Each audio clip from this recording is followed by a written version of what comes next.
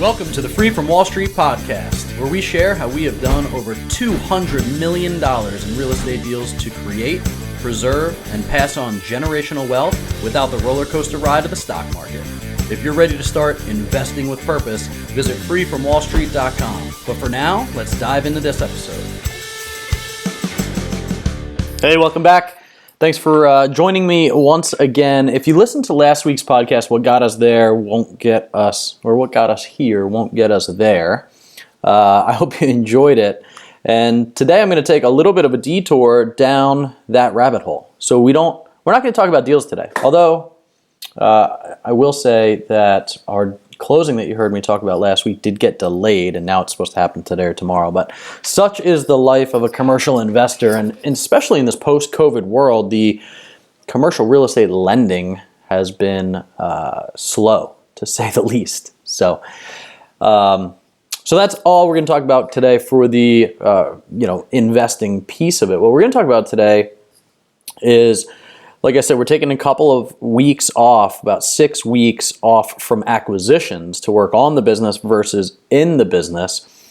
And from a leadership perspective, we really thought, what does that mean? And you heard me talk last week about how do we remove people from the accountability chart? How do we make sure that we're putting the right people in place, identifying the people we need to hire, things like that. That's all super important, right? But what's more important is this, and a quick shout out to Boldly & Co. Nina is an amazing coach of ours who has created this. If you're not looking at this and you're listening to it, it's basically a productivity planner from Boldly & Co. That's boldlyandco.com. Shout out to Nina.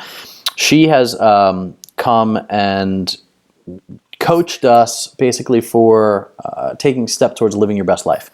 And what that looks like from an entrepreneurial standpoint, from a mission and vision standpoint, is we care about our people and we care about our investors. And the deals are great. The cash flow is great, right? The returns are great. The depreciation is great. All these things are great. But the purpose behind the business, right? Funding our donor-advised fund, giving back, recognizing community and connection, and those types of things are the driving force behind the business. So if we have happy people, and there's study after study, by the way, that shows this. If you go and read Peak Performance and other books like this that talk about how to increase your performance, it's all tied to happiness and joy and where that comes from.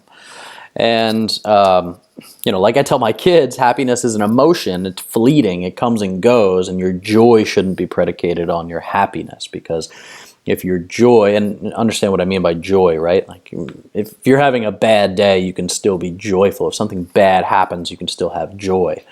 If you have something that goes wrong in the day and you're unhappy, it's okay to be unhappy, right? Just don't let it steal your joy. So anyway, big distinction there between joy and happiness. So emotional intelligence and things like that. And then joy, for us, it comes from the Lord and kind of being at peace and knowing that eternally we're in good shape. So anyway, what we did over the last couple of days is incredible. We've never taken this much time to be so intentional about this with our people. So Nina came in, she gave us this book, right? And I'm just going to quickly, hopefully not share too much of her work product here, but if you're looking at this is the well-being wheel, right? And there's certain things on there. There's 2, 4, 6, 8 different pieces of the pie that kind of make up your entire well-being. Nourishment, movement, mindset, community and connection, restoration, your surroundings, your purpose and your passion, and your professional growth. So she came in and talked to us at a very high level about what this all meant for us individually and how we need to go apply this individually into our calendars and plan our time for it. But from a business ownership perspective, we never held our people accountable to those things. We hold people accountable all the time for our scorecard on a weekly basis, our accountability chart, quarterly rocks, yearly goals. All of those things are important. And they're important for us and important for the business. But how do we focus on the well-being of our people? And that's really what we spent the last couple of days on. So we did a 30-day, 6-month, and long-term goal setting with our entire team on each one of these 8 wellness wheel pie pieces. And we all spent some time writing all of our 30-day goals down, our 6-month goals down, and our long-term, which we just call out a year. And then we spent almost 2 hours on the phone the other day or on a Zoom call with the whole team, creating a separate personal scorecard.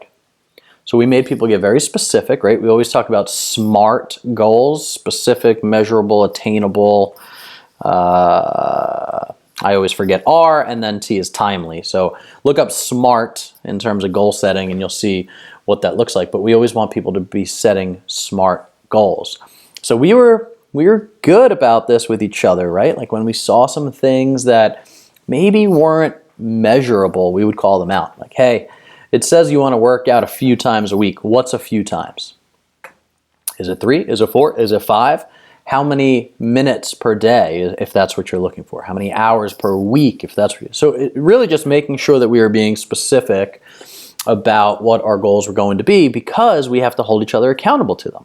Right? So every day we're doing a daily huddle, and in probably the next 45 days, this 5-minute or 10-minute call will move into a 20 or 30-minute call so that we can intertwine not just this scorecard, but also what we're all working on in the business, and kind of get a good idea of what everybody's doing that day and see if we can help, right? So if this is something that's interesting to you, keep listening. I'll dig into a little bit of this. If you're an entrepreneur, I'll put Nina's information in this podcast episode too. And, hey, Steve, what's this all have to do with getting free from Wall Street and financially free? Everything. Who cares if you're financially free if you don't have good health, if you aren't getting restorative sleep, if you're not connecting with your family, right? This is something that on the entrepreneurial journey, I think it's talked about, but late, like way too late, right? Like maybe before it's too late to recover your marriage or your relationship with your kids or your health or something like that. This has to be taken into account in the beginning, I think, because it's easy to live an imbalanced life or a less fulfilling life than you want to, because it's so easy to get hyper-focused on work, or it's so easy to get hyper-focused on just this one thing. And, at the end of the day, it's not about the houses and the cars and the cash flow and all that stuff, right? I mean, we want to create a legacy for a different purpose, right? For what's the why behind it. I love Simon Sinek's book, Start With Why, so you understand why you're doing what you're doing. But day to day, what are we doing for our people to help them be held accountable? So here's what we've done, right? 30 days, we all wrote down our 30-day goals. We're going to do a 5-minute, 10-minute huddle every single morning and say, hey, are you on track? You're off track. Did you complete it? Did you not? And after 30 days of the entire team doing what we're supposed to do, then we'll celebrate together, right? And I don't know exactly what that looks like yet. We have a couple of votes on the table. Maybe it's a IHG-sponsored date night for everybody on the team. Maybe it's an IHG-sponsored, there's a cool company out there that comes in and they do like a Family Feud or a trivia, and it's via Zoom, and you hang out and you have a good time. That sounds like it could be fun too. I love the team building aspect of that. And then we'll invite our spouses into that too, so we can also connect with them on a deeper level. So that's what we're going to be doing. We're going to be holding each other accountable for the next 30 days. And so I'm just going to run through each one of these pie pieces and just kind of let you know, one, what my goals are, and then two, kind of what, if you want to do this, you can kind of help yourself write down some of these goals too, right? So number one is nourishment. We're about to embark on a 21-day detox, my wife and I, which is like through, what's it called? Equilibrium is the name of the company. It's Dr. Cabral, Cabral. I have another amazing coach that we've been working with to try to get healthy in terms of like nourishment and movement and mental clarity, and dealing with some things that you probably have overlooked in the past. I'm going to do a whole nother podcast series on that, or not series, but an episode about how I threw my back out and I didn't actually have any reason to throw my back out, which is an interesting and what I found is very common occurrence, especially in the entrepreneurial world, where my back or my neck kinks up to a place where I couldn't walk. I was on the floor for about 3 weeks. It was excruciating. I've been healed from that, and I'll share with that in another podcast episode. Also not pertaining to real estate, but also pertaining to your life and stress and how you deal with it so that you can be successful in your business and enjoy your success physically, mentally, spiritually, etc. So number 2 is movement, right? That's just working out. What are you going to do 30 minutes a day? Are you closing your rings on your Apple Watch? That's what I'm trying to focus on every single day. Mindset issues, right? So your third one is your mindset. What are you focusing on? What are you doing to help your mindset? Are you listening to some things? I know some folks do some different like meditative breathing, things like that. For me, it's going to be a biblical devotional a day. Community and connection. How are you connecting with your family, with your community, and in what ways do you need to connect? And for me, I'm going to be doing kids. I'm going to sit with my kids and just read a Bible story with them from their kids' Bible every morning with them so we can connect. We do a golf cart ride every single night after dinner, and we just kind of drive around and look at birds and alligators and fun stuff. Since we've moved, it's been a lot of fun. And that kind of relaxes them and pulls them into like this nice state, so when we go home we can get ready for bed. So anyway, community connection, making sure that I'm focused, and you'll see this throughout my goals, is focused on my family right now. We've been so focused on the business over the last year that I really want to make sure that I'm carving out the appropriate amount of time and enjoying the time that I get. I had a great conversation with the author of 18 Summers, Jim Shields. And if you haven't read 18 Summers, read that book. If you have kids, it will impact you deeply. You only have 18 summers, right, with your kids until they leave the nest. So what are you doing to be purposeful and intentional about those summer times? We homeschool, so thank God we actually get to push that through more than just summertime. But I know most of the world does not do that, so they have 18 summers to spend with their kids. Anyway, restoration, what are you doing to restore? Sleep is important. How are you getting good sleep? What are you doing to make sure you're getting those good sleeps? For me, it's like I want to go for a massage this month. Feel like a little tight. I want to go get a massage, and that'll be restorative and quiet for an hour, and I like that. Surroundings, what are you doing with your surroundings? That could be your home, your office. I know you guys who have been watching my new YouTube videos have mentioned some things about my wallpaper. I know I have to redo my office, but that actually isn't like the biggest thing because I work a lot from my sun porch and I work a lot from the front porch. So for me, it's just getting out into nature, right? Like playing golf twice a month, right? Just go out, play 9 holes, leave your phone at home. So whatever the surroundings is for you, just make sure you're purposeful about what you're doing over the next 30 days to increase your surroundings. I have some people on the team that said they want to organize their closet because they feel like disorganized when their closet's disorganized. I totally get that. I have to do some things with my office for sure. I want to do my garage too, but really I want to just get outside and enjoy nature. So purpose, passion, like what is your purpose in life? What are you passionate about? And how are you being intentional about the time that you're spending in those areas, right? For me, it's leadership development. I love reading leadership books and learning more about leadership and what that looks like and getting around and networking with other high-level leaders. I really enjoy that. And then serving at church. Like, are you serving somewhere? Are you giving back? Are you volunteering? Whatever your purpose and passion is. And then professional growth. It's so funny because I have a whole separate scorecard dedicated just to professional growth. But this intertwines all of those things. And you heard me say in the last podcast, all of these things are intertwined into your life and how it brings you joy and how you bring fulfillment into it. And you have to be intentional like anything else. I was terrible at the calendar, right? I'm not good at calendaring things. I'm an entrepreneur, visionary. Like if you guys kind of know what that means, it means my head's kind of in the clouds. I'm always looking for the next cool project and could be described as potentially aloof, right? Or maybe distractible, where you just don't have a lot of consistency. And what I've learned over the last 11 years of operating this business is that I used to feel like it was handcuffs. I used to think that by putting myself in a calendar and putting my day in a box, it was going to handcuff me. And I didn't like that. It's not why I got into working for myself. I didn't start my own business so that I could tell myself where to be all the time, right? It just didn't make sense to me.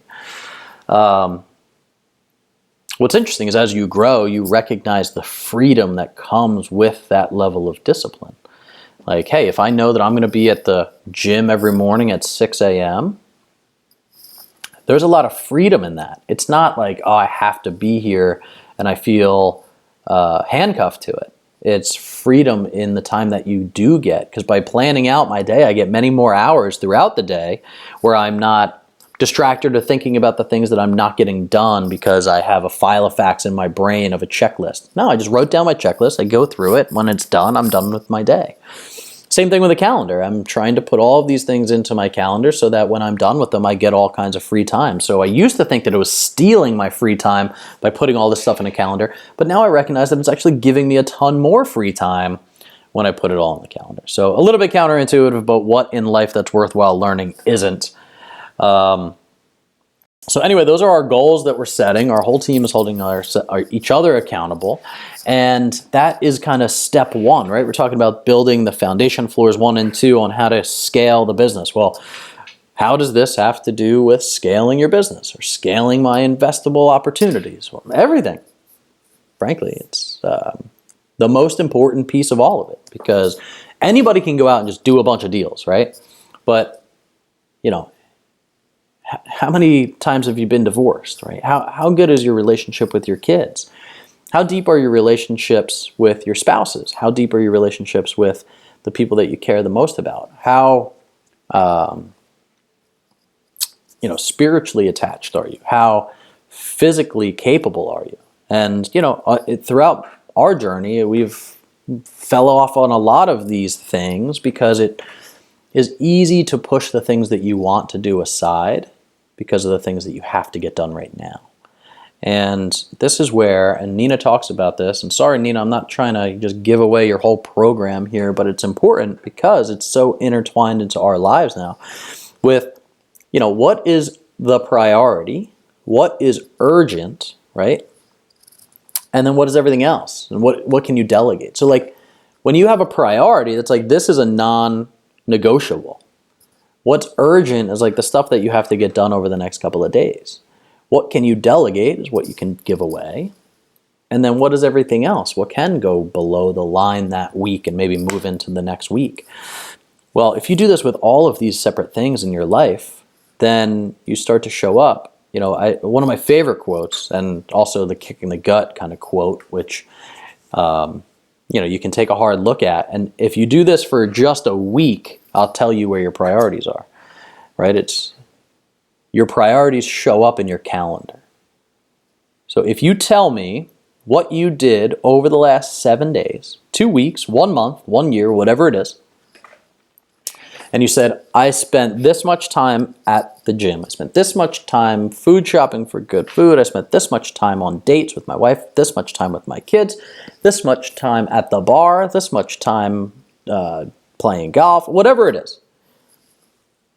Your priorities show up in your calendar, right? You are prioritizing every single day what you have to get done, right? And this is a convicting conversation for me to have because there were times where I completely disregarded the things that I knew were a priority, needed to be a priority, because I was focused on something else, namely the business, right? Namely my investing, namely something that wasn't actually a priority. Now, my kids and their legacy is a priority for me. But you can justify anything, right? If I'm not spending time with my kids, but I'm just building a business so that I can pass on a financial legacy to them, guess what? I have failed, right? So anyway, your priorities show up in your calendar. This is what this goal setting thing tends to do for you is what is important? Where am I going to put it in the calendar? And then now I'm working with my wife to figure out, okay, so what times are good for you? Like, where do you like to go to the gym? When do I like to go to the gym? When do you want to spend time with the kids? When do I want to spend time with the kids? When are we doing family things together all the time? So, because those are the big rocks, right? And I know most of us have heard the story of like you put the big rocks in the jar first, the little pebbles in next, the sand next, the water last. Well, what are the big rocks in your life? And these goal-setting things tell you very clearly what is a big rock in your life and how to make sure that you fit them in the calendar. So anyway, thanks for coming down the rabbit hole with me. We think that by building the foundation of our people and by us building the foundation of our own character and growth, it explodes the business. We know that happy people create happy employees, create happy investors, create happy businesses. And when you're happy, you're more successful. So anyway, I hope this is encouraging to you. If you enjoyed any of it, like this, subscribe it, shoot me a comment if you find it encouraging. And, let us know what you're doing if you're making goals, setting goals, and doing things like that. So thanks for listening to the Free from Wall Street podcast. We hope that you continue to grow. And go to integrityhg.com if you want to join our investor club, learn more about the investments that we're doing and how you can participate. Thanks for listening to the Free from Wall Street podcast. If you like what you hear, leave us a rating and review and let us know what you think.